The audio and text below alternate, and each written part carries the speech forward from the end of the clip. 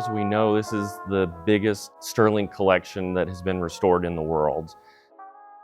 If you drive an old truck for 100,000 miles, you kind of get attached to those old trucks.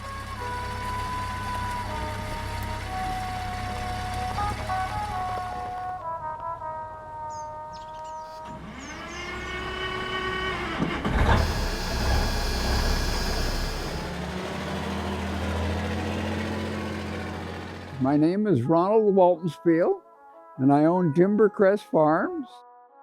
My dad was in the oil business, propane business, and I grew up under trucks all my life.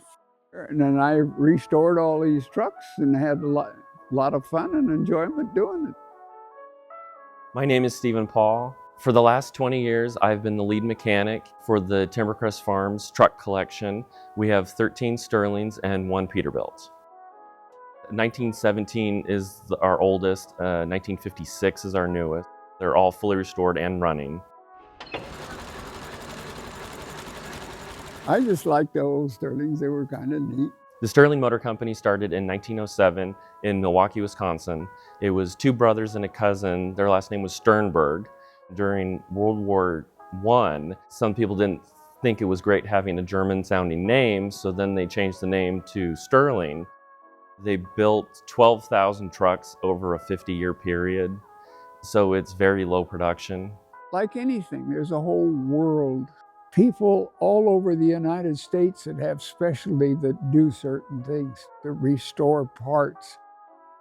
So you run into some really interesting people. Made a lot of good friends there. The whole reason why Ronald did this was just so he could have something to do and try to save these trucks so people could enjoy them and see them and know how the trucks were way back when. I was born in 1933 and I've seen a whole bunch of change, like power steering. I mean, that was a big advance. The history part is, it is fascinating. Having these trucks restored kind of keeps a very small story of the American Industrial Revolution. It just kind of keeps it going. We tried to do as much machining and building as many parts as we could here on the property. So we have antique lathes, rebuilding all the engines, transmissions. I would do wiring, plumbing, everything. All that old knowledge is just going away. Figuring out where to find parts, how to solve the problems. Sterling has the interesting how they have an extensive use of wood.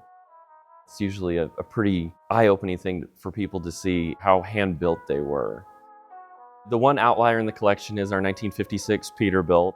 The reason that old Peterbilt's there, it set the trusses on my house when I built my house. So they are all running, fully restored trucks. We put it back to how it would have left the factory.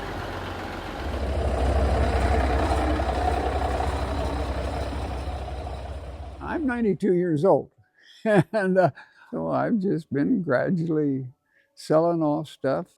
Somebody else enjoy them.